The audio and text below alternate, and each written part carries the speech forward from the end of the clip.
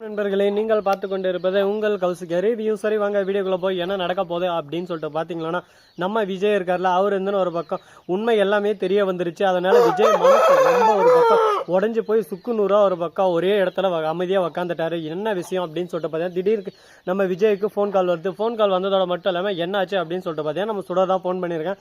என்ன விஜய் என் மேல கொலவெறியில் இருக்க போல? ஆமாண்டி, நீ மட்டும் கையில கிடைச்சா உன்னை அவ்வளவுதான், நீ பொழந்து கட்டிடுவான், அந்த அளவுக்கு உன் மேல வெறி கொண்டு இருக்கேன் அப்படின்னு சொல்லிட்டு நம்ம விஜய் சொல்றாரு. என் மேலே இந்த அளவுக்கு வெறி கொண்டு இருக்கே, உன் புள்ளைய கடத்தி வச்சுன்னு இருக்கிறதுக்கு உன்னோட ரேணுகா நீ காதலிச்சு கல்யாணம் பண்ணணும் அப்படின்னு சொல்லிட்டு ஆசைப்பட்டு காதலிச்ச ரேணுகா, அவளை கொலை பண்ணது யாருன்னு சொல்லிட்டு தெரியுமா உனக்கு? அவ டெத்து வந்து நார்மல் டெத் இல்லை, அவள் உயிரோடு தான் இருந்தா. அவரை கொலை பண்ணது யாரு தெரியுமா அப்படின்னு சொல்லிட்டு கேட்குறாங்க. உடனே யாரு, இதுக்கெல்லாம் மூல காரணம் யாரு அப்படின்னு சொல்லிட்டு விஜய் கேட்குறாரு. உடனே பார்க்கணுமே, இது எல்லாமே பண்ணது வேற யாரும் இல்லை, உங்க அக்கா ராஜேஸ்வரி தான் அப்படின்னு சொல்லிட்டு சொல்றாங்க. என்ன சொல்ற, ஏதான ஒரு கான்செப்டை சொல்லி திசை திருப்பலாம் பாக்குறியா? உங்க அக்காவை பத்தி நீயே நல்லா யோசிச்சு வர, எல்லா விஷயத்திலும் உனக்கு ஆப்போசிட்டா தான் இருப்பான். உங்ககிட்ட இருந்து சொத்தை பறிக்கிறதுக்காக உன்னவே வீட்டை விட்டு தரம் துரத்தி அடிச்சுவ. அவளுக்கு எவ்வளோ நேரம் அவன் உன்னைய மறுபக்கம் ரேணுகாவை கொலை பண்றதுக்கு. நீ தான் முட்டாள்தனமா ஒரு பக்கம் அக்கா அக்கா நம்பின்னு இருக்க. அக்கா உன்னை பத்தி எந்த ஒரு கவலையும் இல்லை, அவ பாட்டுக்கு அவ சந்தோஷமா இருக்கா அப்படின்னு சொல்லிட்டு சொல்றாங்க. இதை கேட்ட உடனே இவ சொல்றது எல்லாமே லாஜிக்கா பார்த்தா உண்மையா தான் இருக்கு. ஒரு வேலை இருக்குமோ, ஒரு வேலை இருக்காதோ, ஒரு வேலை இதுதான் உண்மையோ அப்படின்னு சொல்லிட்டு சிந்திக்க ஆரம்பிக்கிறாங்க. சிந்தனைகள் ஒரு பக்கம் அதிகமாயிட்டு போயினே இருக்கு. ஐயோ இப்ப என்னடா பண்றது, ஏதுடா பண்றது, இந்த அளவுக்கு ஒரு பக்கம் இதெல்லாம் உண்மையா அப்படின்னு சொல்லிட்டு தெரிய வந்ததும் ஒரு பக்கம் உசிரே போற மாதிரி ஒரு பக்கம் வழி அவருக்கு. என்ன காரணம் அப்படின்னு சொல்லிட்டு பாத்தீங்கன்னா, ராஜேஸ்வரியை சும்மா விட மாட்டேன், இந்த நிலைமைக்கு ஆக்கின அந்த ராஜேஸ்வரியை கூடி விரைவில் கூடி சீக்கிரம் அவளை எங்க இருந்தாலும் தேடி பொழக்காம விட மாட்டேன் அப்படின்னு சொல்லிட்டு சொல்ல, அதே சமயத்துல கான்ஃபரன்ஸ்ல ராஜேஸ்வரி இருக்காங்க.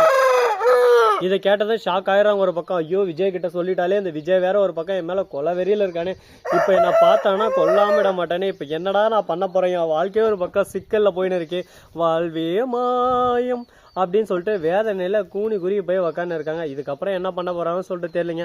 பாப்போம் என்னென்ன நடக்க போகுது, எது நடக்க போகுதுன்னு சொல்லிட்டு. சரி இதெல்லாம் ஒரு பக்கம் போட்டோம்னு சொல்லிட்டு விட்டாலும், அதே சமயத்துல மறுபக்கம் என்ன நடக்குது அப்படின்னு சொல்லிட்டு பாத்தீங்கன்னா, நம்ம வெண்பா குட்டி இருக்காங்களா, அவங்க இருந்து எப்படியோ ஒரு வெளியே தப்பிச்சு வந்துட்டாங்கன்னு நினைக்கிறீங்க. அதே சமயத்துல அந்த சுடர் இருக்கால, அவ வெளியே வந்து பிடிச்சிடுறா. அடியே இது இருந்தா என்கிட்ட இருந்து தப்பிக்கணும்னு பாப்பேன். என்கிட்ட இருந்து தப்பிக்கணும்னா ஃபர்ஸ்ட் நீ என்னை விட்டு விலகணும். என்கிட்ட இருந்து தப்பிக்கிறது அவ்வளோ ஈஸின்னு நினச்சின்னு இருக்கேன். எந்த சமயத்தில் உன்னை யாருக்காக எதுக்காக விட்டு தந்துட மாட்டேன்.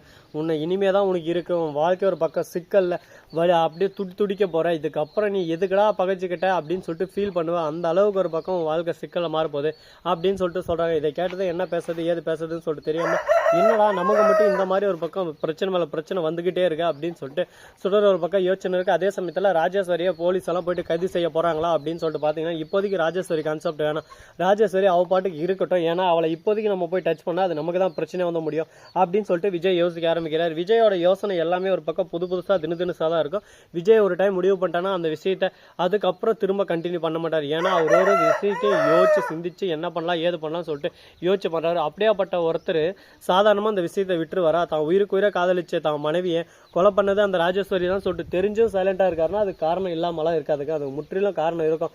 கூடிய விரைவில் கூடிய சீக்கிரம் அதுக்கு என்ன வழிவகுக்கணும், அதுக்கு என்ன பண்ண போறாங்க அப்படின்றத நீங்களும் கண் கூட பார்த்து தெரிஞ்சுக்க தான் போறீங்க. சரி இதெல்லாம் ஒரு பக்கம் போட்டுன்னு சொல்லிட்டு விட்டாலும், அதே சமயத்துல மறுபக்கம் என்ன நடக்குது அப்படின்னு சொல்லிட்டு பாத்தீங்கன்னா, நம்ம விஜய் இருக்காருல, அவர் வந்து மல்லி கிட்ட பேசணுங்க. இந்த பாரு மல்லி இதுதான் அப்படின்னு சொல்லிட்டு வீடியோவெல்லாம் காட்டுறாங்க. மல்லி பார்த்து ஷாக் ஆயிடுறாங்க ஒரு பக்கம்.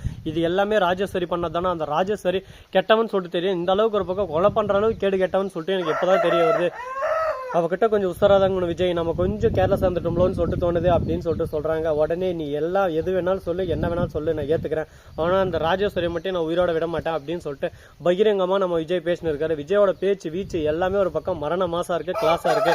இப்ப என்ன பண்ண போறாங்க ஏது பண்ண போறாங்கன்னு சொல்லிட்டு பல கேள்விகள் ஒரு பக்கம் மனசுக்குள்ள ஓடிக்கிட்டு தான் இருக்கு. இந்த கேள்விகளுக்கான பதில் கூடிய இறையில கூடிய சீக்கிரம் நீங்க பார்க்க தான் போறீங்க. சரி இப்படி எல்லாம் ஒரு பக்கம் போயிட்டு இருந்தாலும், அதே சமயத்துல மறுபக்கம் என்ன நடக்குது அப்படின்னு சொல்லிட்டு பாத்தீங்கன்னா, கரெக்டா நம்ம வெண்பா இருக்காங்களா, அவங்க என்ன பண்றாங்க அப்படின்னு சொல்லிட்டு பாத்தீங்கன்னா கோபத்தோட உச்சியில இருக்காங்க. எதனால அப்படின்னு சொல்லிட்டு பாத்தீங்கன்னா, எங்க அம்மா கிட்ட போக விடாம எதுக்கு அந்த மாதிரி குடும்பம் மேல குடும்பம் பண்ணுறீங்க அப்படி இப்படின்னு சொல்லிட்டு ஒரு பக்கம் தாறுமாறா சண்டை போட ஆரம்பிக்கிறாங்க.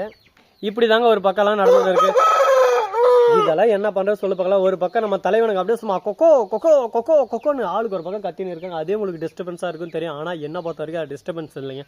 அது வந்து ஒரு பாசம், அன்பு, அக்கறை, கேரிங் அந்த சவுண்ட் கேட்கறவங்களுக்கு மட்டும்தான் அதோட ஃபீல் புரியும், கேட்கறவங்களுக்கு அதோட ஃபீல் புரியாது. அதனால புரிஞ்சிக்க ட்ரை பண்ணுங்க. புரிஞ்சுக்கிட்டா எல்லாமே ஒரு பக்கம் சத்தம் கூட அழகாக தான் இருக்கும்.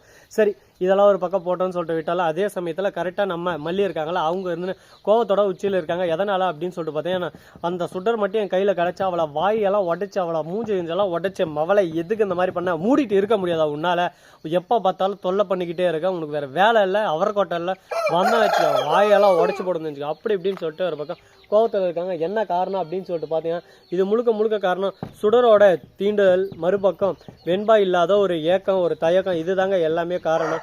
என்னடா இதுக்கு பண்றது, இதுக்கு ஒரு முடிவே இல்லையா, இதுக்கு ஒரு எண்டே இல்லையா, இதுக்கு ஒரு எண்டு கார்டு தான் சொல்லுங்களேன் அப்படின்னு சொல்லிட்டு பார்த்தீங்கன்னா, நம்மளை சுற்றி நிறைய பேட் வைப்ரேட் எல்லாம் சுற்றிக்கிட்டு தான் இருக்கும். அப்படியே சும்மா நம்ம எதனா ஒன்று பண்ணி வாழ்க்கையில் முன்னேறலான்னு பார்ப்போம், எதுவுமே நம்மளை முன்னேற விடாமல் ஒரு பக்கம் தடுத்துக்கிட்டே இருக்கும். அது போல தான் இந்த ராஜேஸ்வரியும் மறுபக்கம் சுடரும் இருக்காங்க. இவங்க 2 பேருக்கு இடையே நம்ம எந்த அளவுக்கு ஒரு பக்கம் போராட்டத்தில் ஈடுபட்டு இதுக்கப்புறம் எந்த ஒரு பிரச்சனையும் வராது அப்படின்ற ஒரு சூழல்ல தள்ளப்பட்டு இருக்கிற இந்த சமயத்தில் வெற்றி கிடைக்குமா கிடைக்காதா அப்படின்னு சொல்லிட்டு பல சந்தேகங்கள் ஒரு பக்கம் மனசுக்குள்ள ஓடிக்கிட்டு தான் இருக்கு. ஸோ நண்பர்களே, இந்த வீடியோ உங்களுக்கு பிடிச்சிருந்தா லைக் பண்ணுங்க, கமெண்ட் பண்ணுங்க, ஷேர் பண்ணுங்க, டிண்டிங் பெல்லை தட்டி விட்டு போங்க. அப்பதான் நாம போடுற அடுத்தடுத்த வீடியோ உங்களுக்கு உடனுக்குடன் நோட்டிஃபிகேஷன்லாம் வந்து கொண்டே இருக்கும். அது மட்டும் இல்லாமல் உங்களுக்கு இன்னொரு இன்ட்ரெஸ்டிங்கான ஒரு விஷயம் காத்துன்னு இருக்குங்க. அப்படி என்ன விஷயம் அப்படின்னு சொல்லிட்டு பார்த்தீங்கன்னா, அதுக்கு முன்னாடி உங்களுக்கு ஒரு மேஜிக் ஷோ காட்ட போறேங்க. என்னடா அப்படின்னு பார்த்தீங்கன்னா, இந்த டோர் இருக்குல்ல, அந்த டோருக்கு பின்னாடி மிகப்பெரிய ஒரு சரித்திரமே ஒளிஞ்சுக்கிட்டு இருக்கு. அந்த சரித்திரத்தை நீங்க பார்த்து வியக்க போறீங்க. இப்போ உங்களுக்காக காட்ட போறேன்.